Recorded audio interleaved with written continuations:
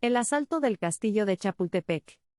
Fragmento del libro, Apuntes para la historia de la guerra entre México y los Estados Unidos. En el capítulo anterior dejamos a las tropas mexicanas que escaparon de la muerte en la acción del Molino del Rey, colocadas ya bajo el abrigo de los fuegos de Chapultepec, ya los enemigos posesionados del campo de batalla. Esta situación duró poco tiempo. Los americanos recogieron sus heridos y enterraron sus muertos, permaneciendo, entre tanto duraba esta operación, acampadas una parte de sus fuerzas en las lomas inmediatas, en una actitud amenazadora. Al fin volvieron a entrar en sus cuarteles de Tacubaya. En concepto de muchos de los jefes enemigos, la acción del Molino del Rey fue una de las más costosas e inútiles para el plan y objeto de los invasores, pues perdieron, como se ha visto, cerca de 800 hombres y sus mejores oficiales, sin haber encontrado esa cantidad inmensa de materiales de guerra que ellos creían encerrados en los edificios y que también suponían ser un recurso inagotable para la defensa de la capital. Los generales Scott y Worth después de la batalla tuvieron una agria desavenencia, que más tarde ocasionó que el primero privara del mando a Worth y éste lo acusara al gobierno de los Estados Unidos. Mas cualquiera que fuese el éxito de tal suceso con relación al enemigo, no cabe la menor duda que para nosotros fue una gran desgracia. La muerte del coronel Valderas y las balas del combate destruyeron casi fatalmente a uno de los mejores y más valientes cuerpos de Guardia Nacional. Una de las piezas de grueso calibre de Chapultepec se reventó.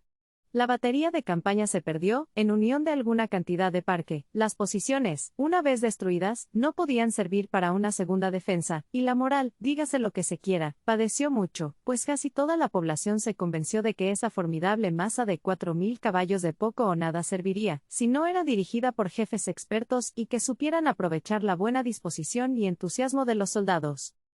Todas estas circunstancias, cuando hay abundancia de dinero, repuestos de artillería y municiones, jefes experimentados y valientes a quienes emplear, casi son insignificantes, pero cuando todo es limitado y además el enemigo está encima, no puede menos sino de influir poderosamente en el resultado de las subsecuentes operaciones.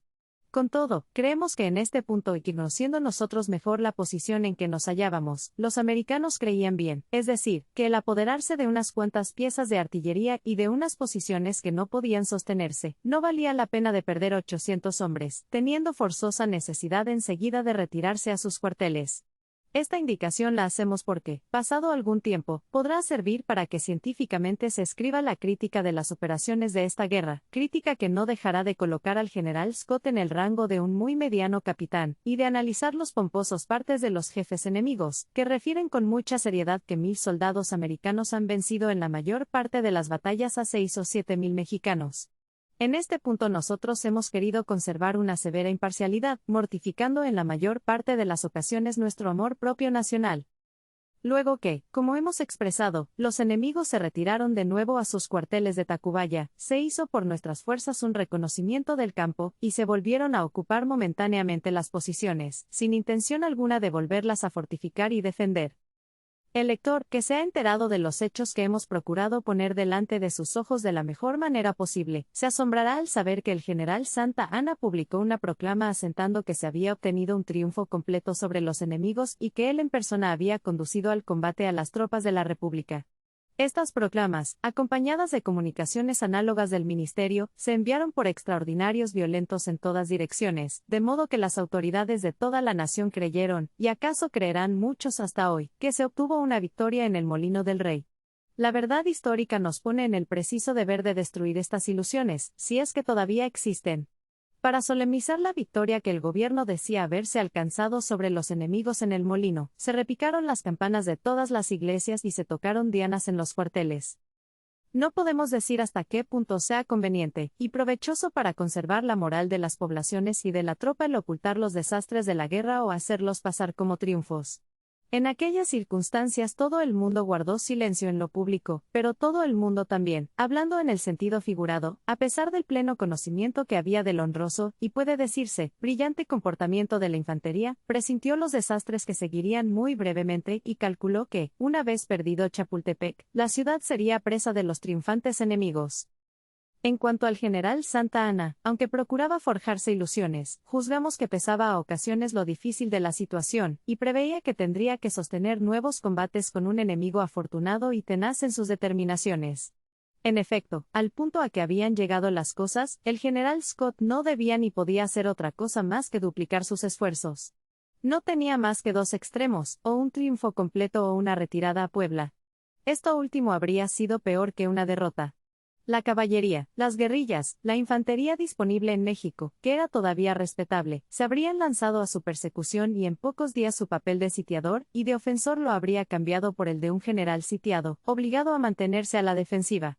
Las cosas, como pronto veremos, se dispusieron, sin duda por un designio de la Providencia, en contra de la causa de México.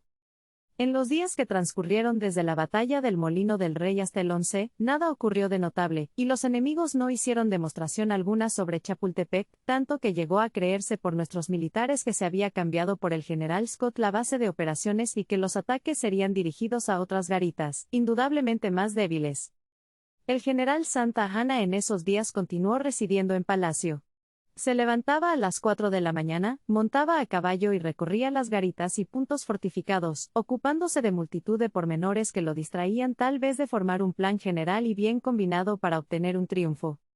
Después del suceso del Molino del Rey, se hizo más sensible la necesidad del gran número de tropa y suficiente artillería para defender una ciudad tan extensa como México. Nuestras fuerzas diseminadas en las garitas y fortificaciones y sin la dotación necesaria de artillería, estaban reducidas a fracciones poco numerosas, obligadas a resistir los fuegos de 10, 12 y 15 piezas de artillería y los ataques de gruesas columnas de infantería enemiga que podía ser reforzada por las tropas de reserva. En suma, los enemigos estaban en posición de ser más fuertes en el punto que eligieran y de superarnos en número, mientras a nosotros, para oponer igual o mayor número de fuerzas en un ataque, nos era necesario dejar abandonados otros puntos, que podían ser sorprendidos fácilmente. El general Santa Anna tenía tan pleno conocimiento de esto, que en una ocasión que escuchó un tiro en Palacio, montó precipitadamente en el caballo de un dragón, y sin esperar a sus ayudantes, partió a la garita de San Antonio. Daremos una idea de la situación que tenían los enemigos alrededor de la ciudad antes del ataque de Chapultepec, y de la posición que dentro de ella guardaban nuestras tropas. El cuartel general estaba situado en Tacubaya. El general Scott residía en el palacio del arzobispo. La brigada del general Worth estaba acuartelada en las casas del pueblo. Las divisiones de los generales Pilo y Kidman se hallaban acantonadas en Coyoacán. El depósito general de carros, municiones y artillería se hallaba en Mixcoac. La retaguardia y reserva, compuestas de las brigadas de los generales Smith y Twiggs, se hallaban en San Ángel. Del 9 al 11 hicieron los movimientos siguientes. Las divisiones reunidas de Pilo y Kidman se movieron silenciosamente en la noche del 11 a Tacubaya. Delante de las garitas orientales de la ciudad, es decir, San Antonio, La Candelaria y el Niño Perdido, quedaron fuertes destacamentos de infantería y caballería y una batería de 12 piezas de cañón, una mitad de ellas ligeras y otra de artillería de batir. El coronel Arney, comandante de la caballería, con una parte de ella se hizo cargo del depósito y prisioneros que estaban en Mixcoac. Otra fracción de la caballería cuidaba el flanco y retaguardia americana. En la noche del 11 establecieron 4 baterías para batir el castillo. La primera, compuesta de 2 piezas de A16 y un obús de 8 pulgadas, fue colocada en la hacienda de la Condesa, para batir el lado sur del castillo, y defender la calzada que va de Chapultepec a Tacubaya. La segunda, compuesta de una pieza de A24 y un obús de 8 pulgadas, fue situada en el punto más dominante de las Lomas del Rey, y frente al ángulo sureste del castillo. La tercera, compuesta de un cañón de A16 y un obús de 8 pulgadas, fue situada cosa de 300 varas al noreste de los edificios del molino. La cuarta, que solo era un mortero de 10 pulgadas, se colocó dentro de uno de los molinos, perfectamente abrigado y oculto con una alta pared del acueducto.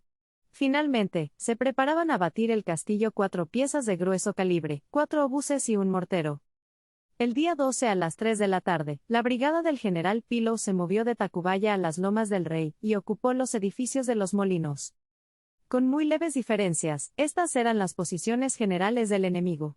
Sus fuerzas de todas armas llegarían a 8.000 hombres con numerosa y bien servida artillería, aumentada considerablemente con las piezas perdidas por nosotros en las anteriores batallas.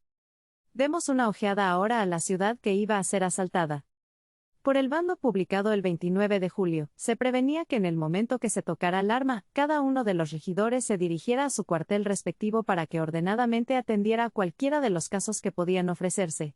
Los regidores, pues, ocuparon sus posiciones y don Manuel Reyes Beramendi, alcalde primero, quedó en las casas consistoriales, recibiendo todas las órdenes del general en jefe. Las fortificaciones de las garitas amagadas se reforzaron cuanto fue dable, trabajándose incesantemente en ellas, para lo cual se presentaron multitud de paisanos, acudiendo otros a ser espectadores de los trabajos y de las operaciones militares. La justicia nos obliga a decir que la mayor parte de los capitulares obró con mucha actividad y patriotismo, y que el señor Reyes Beramendi fue incansable en cumplir los delicados deberes de que estaba encargado como alcalde primero. Por lo demás, el aspecto de la ciudad, y salvo el paso y movimiento frecuente que hacían las tropas por las calles, era verdaderamente triste y aterrador. La emigración de multitud de familias desde el principio de las hostilidades del enemigo en el Valle de México había quitado a la capital ese movimiento y vida que se observa en épocas comunes, circunstancia que se aumentaba con el encierro a que estaban reducidas otras personas, o demasiado egoístas, o por demás pusilánimes. Difícil nos sería dar cuenta exacta de los diversos y multiplicados movimientos que ejecutaron las tropas de unos puntos a otros por orden del general Santa Anna. Sin embargo, procuraremos dar al lector una idea aproximada del estado que guardaban nuestros puntos de defensa, una vez que igual cosa hemos hecho respecto del enemigo. Hablaremos en primer lugar de Chapultepec, la llave de México, como entonces se decía vulgarmente, y cuyos recuerdos y tradiciones la hacían doblemente importante para el enemigo, además de los proyectos militares que había concebido. En el exterior había las siguientes obras de fortificación: un hornabeque en el camino que va a Tacubaya, un parapeto en la puerta de la entrada.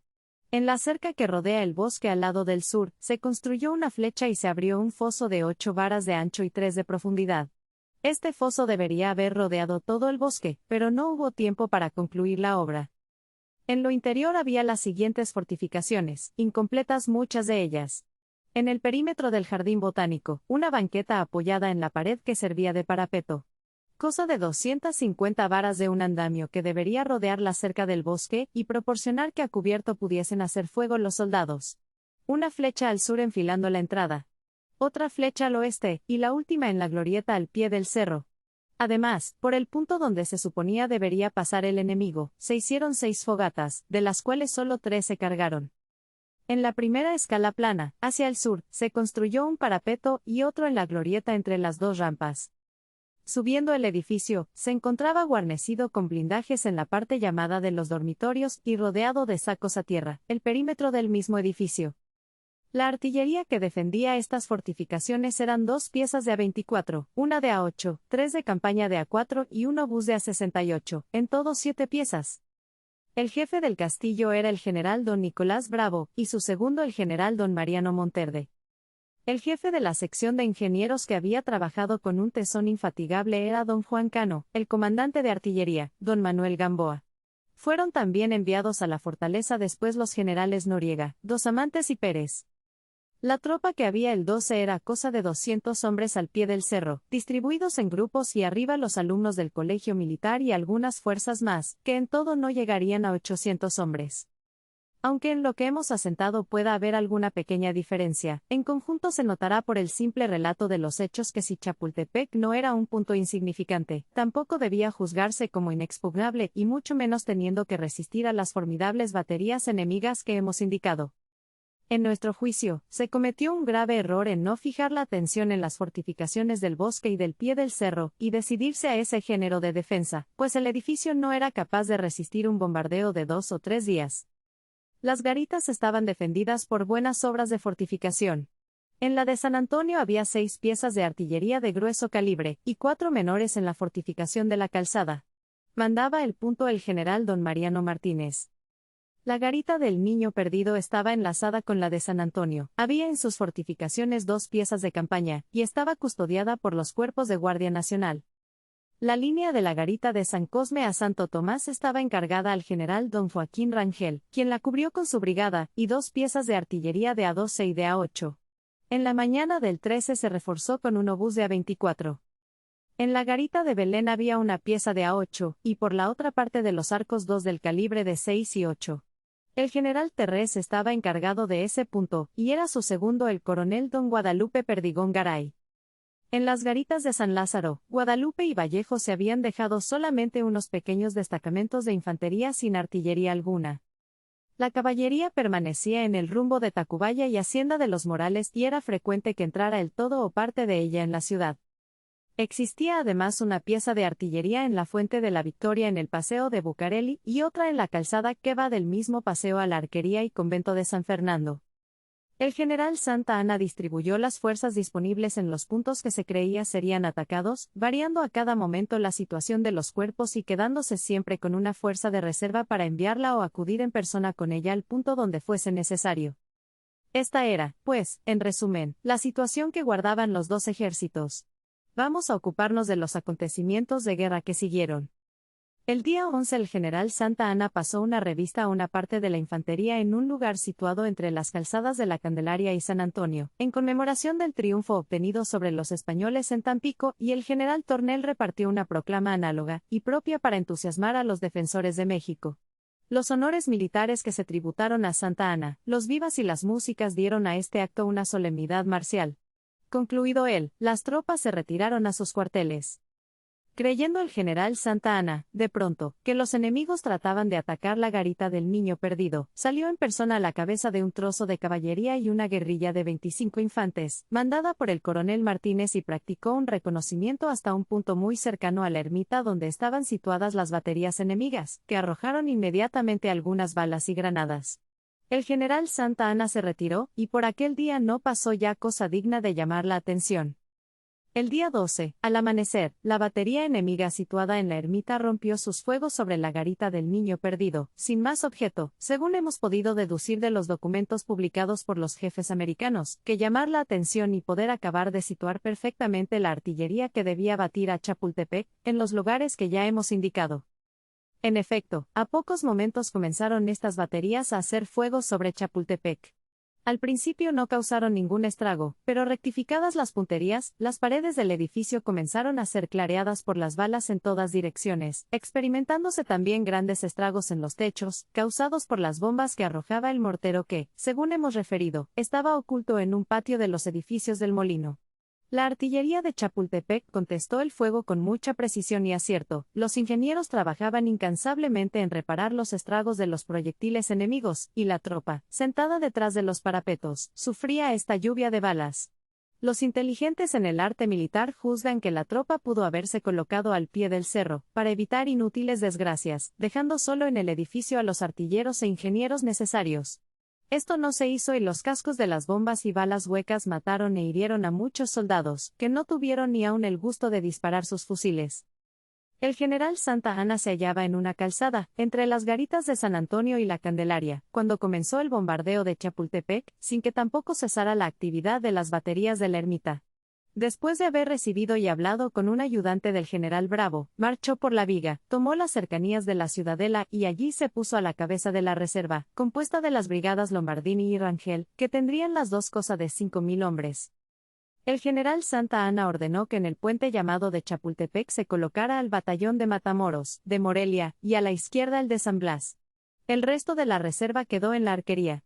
excepto una escaramuza sostenida por unas compañías del batallón de San Blas con motivo de impedir que el enemigo construyera una batería en el rancho avanzado de la Condesa, y algunos tiros de cañón cambiados entre el Ornabeque y la batería enemiga. Las tropas estuvieron durante la mañana en completa inacción, sufriendo los estragos que causaban en ellas las balas del enemigo y manifestándose serenas para recibir la muerte, y prontas para entrar en el combate. El lector, por la simple narración de los hechos, pensará como nosotros, que para los grandes conflictos y para los grandes acontecimientos de la vida, se necesita una cabeza creadora, organizadora, directora. Todas nuestras operaciones en esta guerra se han resentido de esta falta, que a veces ha refluido exclusivamente en contra de los infelices soldados y de los buenos y honrados oficiales. Las baterías enemigas continuaron el fuego con el mayor vigor y este era tan intenso, que a las 12 del día, entrando el general Santa Anna a Chapultepec y hasta el pie de la calzada para observar mejor los efectos del fuego, previno no lo acompañase ninguno de sus ayudantes y solo lo siguieron don Antonio Haro y el coronel Carrasco, el cual subió a dejar al general Bravo el parque de fusil que estaba detenido, porque los enemigos impedían con el fuego la comunicación por la calzada. Cuando este oficial se presentó, el general Bravo estaba almorzando con la mayor serenidad y las balas y bombas hacían crujir a su alrededor las paredes y blindajes. El licenciado Lazo Estrada y otros oficiales que acompañaban al general Bravo daban también a la tropa el más bello ejemplo de valor, despreciando el peligro a que estaban expuestos, distinguiéndose especialmente al general Saldaña, quien permaneció sereno en medio de una lluvia de piedras que una bomba había arrojado sobre su cabeza. En la tarde, el mismo general Santa Anna entró al bosque con un batallón, a reforzar la obra que miraba al este del lado de la alberca y donde el enemigo dirigía sus fuegos para desalojar a la tropa que la guarnecía. Luego que su presencia fue notada, el fuego se redobló y una bomba despedazó al comandante de batallón Méndez, valiente oficial que había servido en el ejército del norte, y mató o hirió 30 soldados. El general Santa Anna mandó retirar la tropa y se retiró él mismo con su estado mayor a la puerta, donde mandó construir una obra que defendiera el lado del jardín y el pie de la rampa, y a las 9, después de concluida, se retiró con sus reservas a palacio. El bombardeo había sido horrible.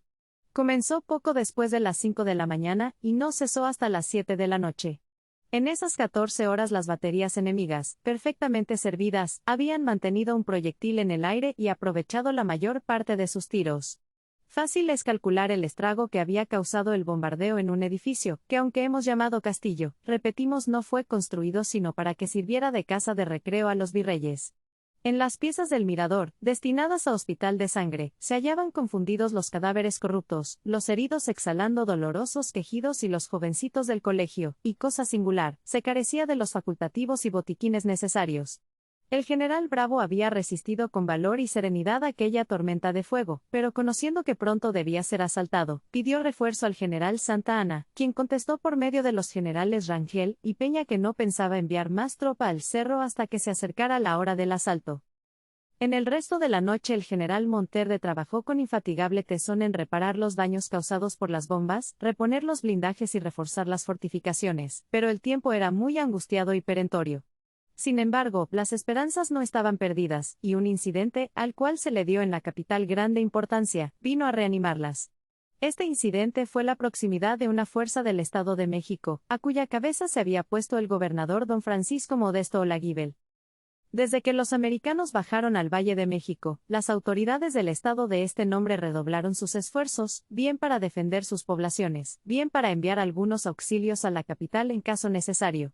El patriota vicegobernador, don Diego Pérez Fernández, el mismo que después pretendió solo, con una pistola en mano, detener en San Agustín de las Cuevas una partida de caballería enemiga, marchó a Acapulco, de donde condujo a esta capital alguna artillería, servicio que podrá evaluar el que conozca los caminos del sur. En el punto llamado Río Hondo, camino de esta capital a Toluca, se levantaron buenas fortificaciones y se fundieron algunas piezas de artillería.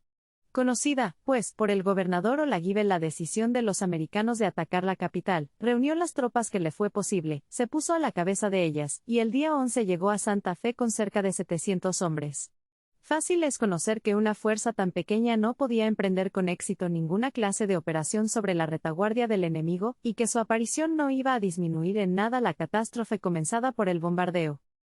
El general Pilo puso en observación de los movimientos de esta fuerza una gruesa partida de la caballería del coronel Arney, sin que esta caballería se atreviera a emprender un ataque, ni se acercara demasiado.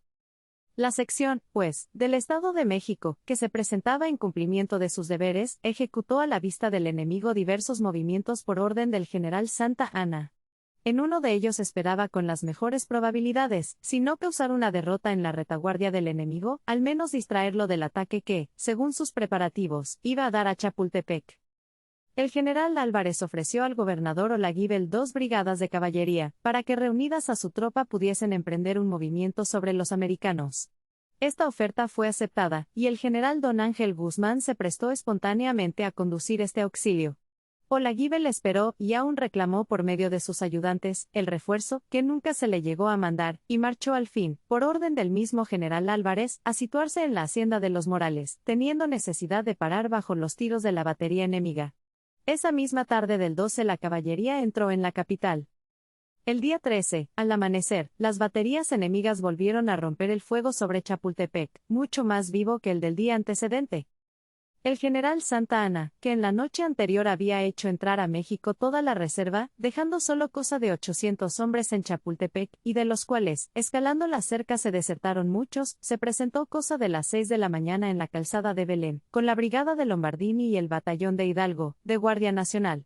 El general Bravo, en cuanto observó el movimiento de las tropas enemigas, mandó avisar al general Santa Anna que iba a ser inmediatamente atacado, pidiéndole parque y refuerzos, disponiendo también que el teniente alemán estuviese listo para prender las fogatas.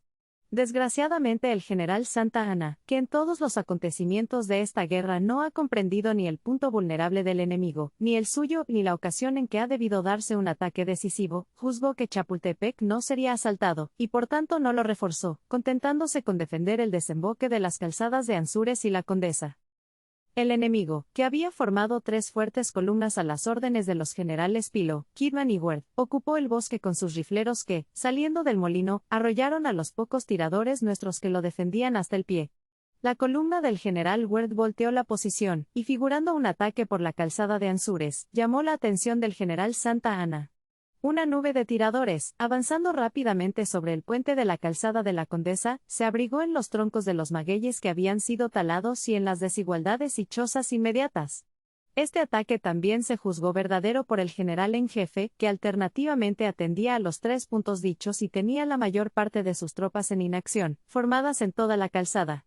Los enemigos, viendo que su plan surtía efecto y que se resistían con vigor sus falsos ataques, dirigieron el grueso de sus columnas, que entraron por el molino, al asalto del cerro, las que flanqueadas y precedidas de sus tiradores, comenzaron a subir, la una por la rampa y la otra por la parte accesible del noroeste, entre tanto que por el norte y oeste una nube de tiradores trepaba y aprovechándose de las peñas, arbustos, ángulos muertos y mala aplicación al terreno de nuestras fortificaciones, apagaba con sus tiros certeros los de nuestros defensores, o los distraía de atender a las columnas de asalto, que no encontraron más resistencia formal que la que les opuso en la rampa y al pie del cerro el valiente y denodado teniente coronel don Santiago Jicotencatl con su batallón de San Blas, pero flanqueado, envuelto y muerto este jefe y la mayor parte de sus oficiales y soldados, los enemigos avanzaron por el segundo tramo de la calzada con bandera desplegada, cayendo esta algunas veces por la muerte del que la llevaba y retrocediendo algunos pasos las columnas, pero tomando otro la bandera, y continuando el avance hasta el terraplén, donde nuestros pocos defensores aturdidos por el bombardeo, fatigados, desvelados y hambrientos, fueron arrojados a la bayoneta sobre las rocas o hechos prisioneros, subiendo una compañía del regimiento de Nueva York a lo alto del edificio, desde donde algunos alumnos hacían fuego, y eran los últimos defensores del pabellón mexicano, que muy pronto fue reemplazado por el americano.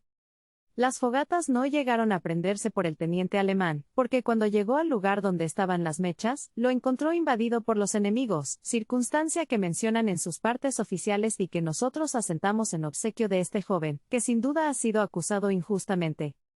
Los enemigos, que habían hecho los ataques falsos contra las calzadas, permanecieron quietos, sin molestar sino con algunos tiros la retirada que se hacía por los 2 lados de los arcos, con dirección a Belén, en el mejor orden posible y que vinieron a turbar un tanto las balas de una pieza de A12, situada en el cerro al lado del mirador. El enemigo se ocupó un momento en reconocerse y solo destacó en observación algunos tiradores. El general Pérez murió al principio del ataque de Chapultepec. El teniente coronel Cano, cumpliendo con su deber, fue traspasado por una bala de rifle y expiró a las 9 de la noche de ese día. La pérdida de este joven es muy sensible para las ciencias y para la patria. El general Dos Amantes, que peleó con mucho denuedo, fue herido y el general Bravo hecho prisionero por el teniente Charles Brouwer, no habiendo desmentido en toda la acción el carácter histórico con que es ventajosamente conocido en la República y fuera de ella, no siendo, por consecuencia, cierto que se le encontrara hundido en un foso hasta el pescuezo, como asentó en su parte oficial el general Santa Anna. También fueron hechos prisioneros algunos otros jefes, oficiales y alumnos que cumplieron hasta el último momento con sus deberes y cuyos nombres tendríamos mucho gusto de mencionar, si pudiéramos exactamente recordarlos a todos. En la defensa de la calzada de la Condesa y Ornabeque se distinguió especialmente la compañía de cazadores de San Blas y el batallón Matamoros de Morelia, resultando heridos el capitán Traconis y mayor de brigada don José Barreiro. El enemigo en toda esta refriega tuvo pérdidas muy considerables, aunque mucho menores que las que sufrió en el Molino del Rey. Uno de los oficiales que conducía la columna de asalto fue muerto, así como otros varios ingenieros. El general Pilo fue herido gravemente en una pierna. El general Rangel, con algunos piquetes, marchó por la Verónica, donde se reunió con el general don Matías Peña, el que, después de haber hecho valerosos esfuerzos en la calzada de Chapultepec, conducía al batallón de granaderos, sosteniendo su retirada y haciendo fuego a la vanguardia de Worth, que con algunas piezas de artillería se adelantaba en esta misma dirección. De esta manera llegaron a la fortificación de Santo Tomás, donde hizo alto la tropa, ocupando el parapeto y defendiéndose con tal denuedo, que rechazó la columna del general Ward, que había determinado tomar posesión de esta obra de fortificación. Tanto en el Ornabeque, como en este Lance, el general Rangel se manejó con mucho valor y serenidad. Si bien hubo, así en el ataque de Chapultepec como en la retirada, acciones dignas de crítica y aún de castigo, es imposible negar que pasaron también escenas aisladas muy honrosas y que además de ser prueba de mucha sangre fría y valor, manifiestan que en algunos corazones mexicanos el patriotismo era puro como en los primeros días de la independencia. Desde el principio de este capítulo nos propusimos solamente hacer una sencilla narración de los sucesos, ordenándolos y combinándolos en el mejor método posible, pero si le añadiéramos la descripción del cuadro que presentaba ese venerable y antiguo bosque de Chapultepec, cubierto de una nube densa de humo que reposaba momentáneamente en las copas de los sabinos, estremeciéndose con el estruendo de la artillería y fusilería, como si una lluvia de rayos lo estuviera destruyendo, cubierto su delicado césped de cadáveres y moribundos, sangrienta el agua de sus fuentes y desgajados por las bombas y la metralla los robustos troncos de sus árboles. Si nuestra pluma, repetimos, tuviese el poder de la de Tácito, estamos seguros que el lector no podría concluir este capítulo, sin que, lleno de horror, sintiera erizarse los cabellos su cabeza. La catástrofe no ha llegado a su término. Cesa en verdad un momento lo reñido del combate, pero no es sino para volver a comenzar de nuevo a poco tiempo. Procuraremos también en el mejor orden posible exponer los sucesos que siguieron desde las 10 de la mañana del día 14, hora en que ya estaba tomado Chapultepec, hasta las 5 de la tarde, en que las fuerzas americanas se posesionaron de las garitas. Las personas que vivan o que hayan visto la capital comprenderán perfectamente la situación de los enemigos, más en obsequio de los lectores foráneos. Haremos una corta explicación. Chapultepec, por decirlo así, es el punto dominante entre dos calzadas que forman un triángulo. La una se llama de Belén, es ancha y con acequias de uno y otro lado. Por en medio de ella está construida la arquería o acueducto, que consiste en grandes arcos de mampostería, capaces de servir para la defensa o ataque. Esta calzada tiene poco menos de una legua, y concluye hasta la garita de Belén. La calzada llamada La Verónica es igualmente ancha. De un lado tiene los potreros de la hacienda de La Teja y del otro lado un riachuelo que sirve de límite a las tierras de las haciendas de Ansúrez y Los Morales. El acueducto limita los potreros de la referida hacienda de La Teja. A cosa de 2 millas de Chapultepec está construido un cementerio que sirve para enterrar a los protestantes. En este punto cierra la calzada y continúa el acueducto por San Cosme, que es una calle con buenos y altos edificios de uno y otro lado. Hemos marcado bien que los enemigos para atacar la fortaleza formaron 3 columnas. La del general Pilo quedó de guarnición en el bosque. La del general Kidman, una vez efectuada la retirada de nuestras tropas, comenzó a ocupar la calzada de Chapultepec, distribuyendo en cada uno de sus arcos 3 rifleros y un fusilero, y la del general Ward distribuyó en la calzada de la Verónica su fuerza a poco más o menos en el mismo orden. Por nuestra parte, entre Chapultepec y las garitas existían en la calzada de Belén, un reducto sin foso en el puente de los insurgentes y en la de San Cosme, la fortificación de Santo Tomás, de que se ha hablado, y las piezas situadas en la fuente del Paseo y calzada que va a San Fernando. La columna del general Kidman, protegida por los rifleros y artillería que había situada en los potreros, continuó avanzando, pero se encontró en el puente de los insurgentes con una obstinada resistencia que hizo el batallón de Morelia, colocado allí por orden del general Santa Anna. Habiendo dado una rápida idea de la situación que guardaban las fuerzas beligerantes, haremos algunas ligeras indicaciones acerca del estado moral de nuestras tropas y de la generalidad de los habitantes de México. Para un reducido número de personas inteligentes en el arte de la guerra, el castillo de Chapultepec era una fortificación muy insignificante y mal defendida, según se aseguraba, pero para la generalidad de las gentes se consideraba como una fortaleza inexpugnable, opinión que corroboraba la tenaz resistencia de Infanzón en aquel punto, en otra época, y la importancia que había tenido en nuestras revueltas interiores. De ahí es que, al posesionarse los americanos del castillo, se consideró como perdida la capital de México, y el pavor y el desconsuelo se apoderaron de los ánimos de sus habitantes. No obstante esta consideración, el esfuerzo de nuestras tropas no decaía, permanecieron resueltas en sus puestos, a la vez que los cuerpos nacionales estaban casi intactos, y en este punto debe lamentarse con dolor que un hombre inteligente no hubiera aprovechado todos los elementos que aún quedaban en pie. Además de las tropas y de las guardias nacionales, había individuos del pueblo que se pudieron haber aprovechado, porque aún había entusiasmo, y personas particulares que estaban al lado del general Santa Anna y lo servían desde el principio de la defensa como sus edecanes. Entre ellos, y solo como una prueba, mencionaremos al señor don Ignacio Comonfort, que tanto se distinguió batiéndose en Churubusco, a don Vicente García Torres, quien, sin embargo de su oposición a Santa Anna, solamente trataba de servir a su país, y a don Antonio Haro y Tamariz, que no obstante su posición independiente, su representación social, sus hábitos de una vida pacífica y su separación de los negocios públicos, se le vio entrar varias veces al combate a la cabeza de algunos cuerpos, buscando los peligros y haciéndose acreedor por este y otros hechos, que mencionaremos en su lugar, a que le consignemos en nuestras páginas este justo tributo de honor. El mismo señor Haro, en compañía del coronel Carrasco, de quien después haremos la mención a que es acreedor, colocó la referida fuerza de Morelia, y estuvo, sin hacer caso del fuego activísimo del enemigo, alentando a todos para la defensa del punto.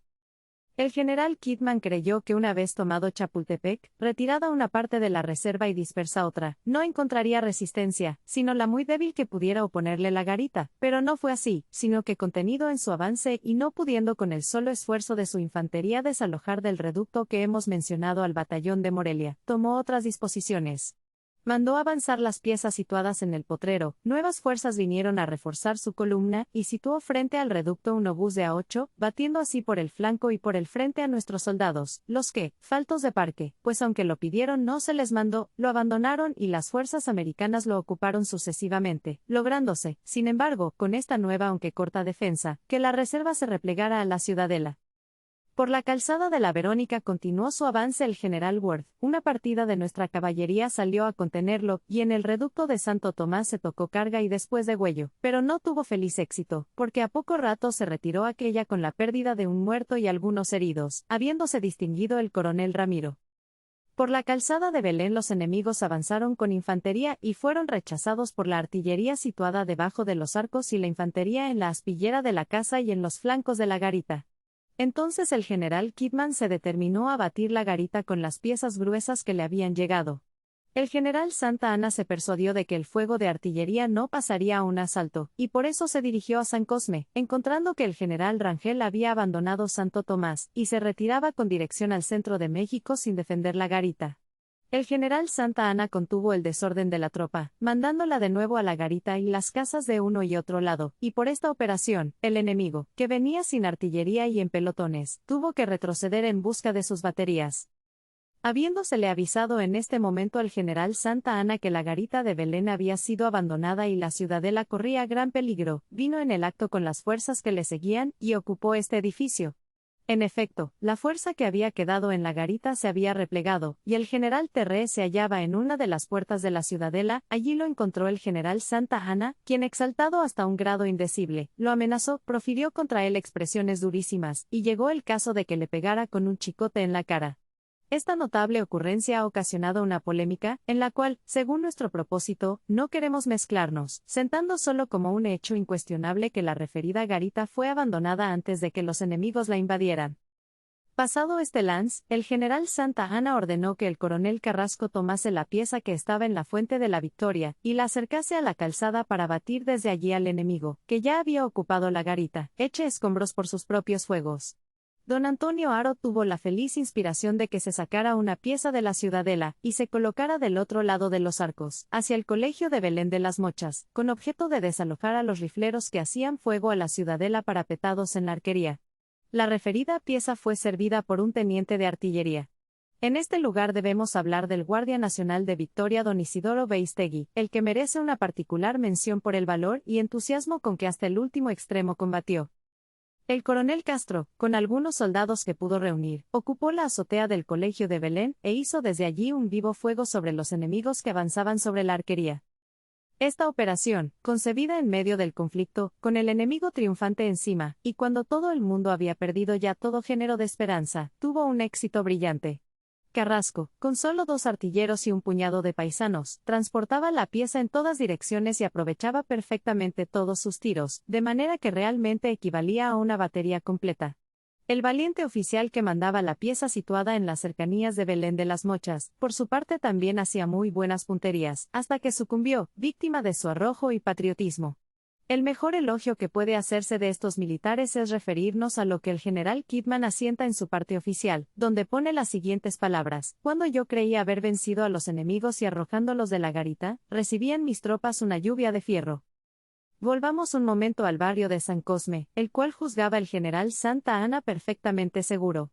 Nuestras tropas, que ocupaban las casas, recibieron una carga de las fuerzas de los enemigos, que vinieron en mayor número, y con 2 obuses comenzaron a hacer fuego a las casas, ocupándolas todas simultáneamente, y conforme las dejaban nuestras tropas, que se retiraban en confusión al interior de la ciudad.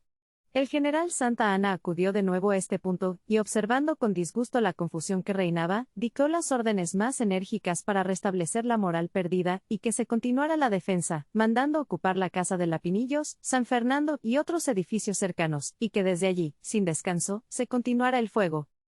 En estas circunstancias, los enemigos penetraron por una calzada situada en un costado de la garita de Belén y aparecieron en la casa llamada del Molinito, amenazando con un nuevo e inminente peligro a los defensores de la capital. El ayudante del general Santa Anna, don Francisco Schiaffino, acudió en solicitud de 300 hombres para repeler a las tropas enemigas que penetraban por detrás de las casas, pero en vez de que el general Rangel consintiera en esto, mandó a un clarín que tocara retirada. Este toque, que sin duda no era sino para un solo cuerpo, se propagó por toda la línea, e inmediatamente los soldados comenzaron a abandonar los edificios y a desbandarse en todas direcciones, sin que fueran bastantes para contenerlos los esfuerzos personales del general Santa Anna y algunos de sus ayudantes. Las masas desorganizadas acabaron de dispersarse con algunos tiros de la artillería del general Buerd, que avanzaba con rapidez. Todavía en la garita de Belén se trató de hacer el último esfuerzo, formándose una columna para que fuera a tomarla, lo que no tuvo ningún resultado, porque el enemigo hizo uso de su artillería. Finalmente, a las 5 de la tarde fueron ocupadas las 2 garitas por los generales Ward y Kidman. Los señores Otón y don Eligio Romero contribuyeron a este último esfuerzo, exponiendo con decisión su vida. El caballo que montaba el segundo recibió 8 balazos. Todas las tropas dispersas y situadas en otros puntos comenzaron a reunirse en la ciudadela, donde, como debe suponerse, reinaba el desaliento y la confusión. Al batallón Hidalgo se le mandó situar en Santa Isabel, el de Victoria rehusó abandonar las garitas del Niño Perdido y San Antonio, ocupándose de batir a pequeñas partidas de americanos que se presentaban por las calzadas y el coronel don Pedro Jorrín, a la cabeza de una parte de su batallón, se dirigió a una calzada cercana a la garita de Belén, donde durante una parte del combate y poco tiempo después de él, estuvo haciendo un activo fuego. La sección del señor Olaguibel, quien había entregado ya el mando del gobierno al vicegobernador, entró a la capital esa misma tarde, y se situó también en la ciudadela. El señor Olaguibel pidió al general Santa Anna lo situara en el punto de San Fernando para defenderlo, pero este general reservó el concederle esto, hasta tanto no se tomara una determinación general sobre lo que debía hacerse en lo sucesivo. Tal determinación no tardó mucho en tomarse, y como de ella dependió en gran parte el acierto y resultado de la guerra, creemos necesario consignarla como un hecho de la mayor importancia. En uno de los pabellones de la ciudadela se celebró una reunión, a la que se quiso llamar Junta de Guerra. Concurrieron a ella el general Alcorta, que era ministro de la guerra, el general Carrera, comandante de artillería, los generales jefes de brigada don Manuel Lombardini y don Francisco Pérez, el licenciado Betancourt, don Domingo Romero, ayudante del general Santa Anna y don Francisco Modesto de Olaguibel. El general Santa Anna, que presidía esta reunión, manifestó que, supuestas las desgracias acontecidas en la tarde, deseaba saber la opinión de los presentes sobre si debía o no continuarse la defensa de la capital. El señor Carrera manifestó que la desmoralización era suma y que, habiéndose perdido bastante artillería y armas, no juzgaba que produciría ningún resultado favorable la defensa que se continuara haciendo. Excitado el señor Olaguibel a manifestar su opinión, dijo que no siendo su profesión la militar, cualquier idea que manifestara podría ser inexacta y que, por lo tanto, deseaba que los peritos en la materia indicaran su sentir con franqueza. Entonces los generales Lombardini, Alcorta y Pérez ampliaron sus reflexiones sucesivamente, como había comenzado el general Carrera, y opinando todos que la ciudad se debía evacuar. El licenciado Betancourt habló, sin decidirse ni por el abandono ni por la defensa de la ciudad.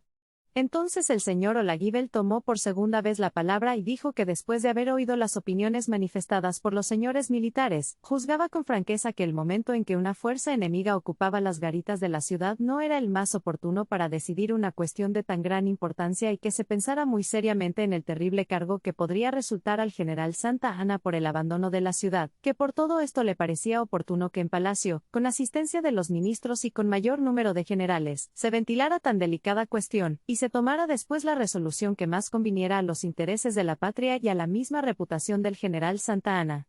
Que parece que había formado ya su resolución, no consideró atendibles las reflexiones de Olaguibel y respondió estas terminantes palabras: yo determino que se evacue esta misma noche la ciudad, y nombro al señor Lombardini general en jefe, y al general Pérez su segundo.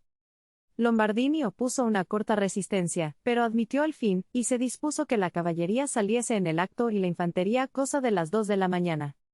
El número de infantería reunida en la ciudadela era poco más o menos de 5.000 hombres, y la caballería, casi intacta después de tanto combate, ascendía a cosa de 4.000 hombres. Entre 8 y 9 de la noche don Ignacio Trigueros fue a la ciudadela y en su coche llevó al general Santa Ana a la villa de Guadalupe. El general Kidman no pasó de la garita de Belén, y Huerta avanzó algunas fuerzas al rumbo de San Hipólito, disparando cosa de las 12 de la noche algunas balas y bombas al centro de la ciudad.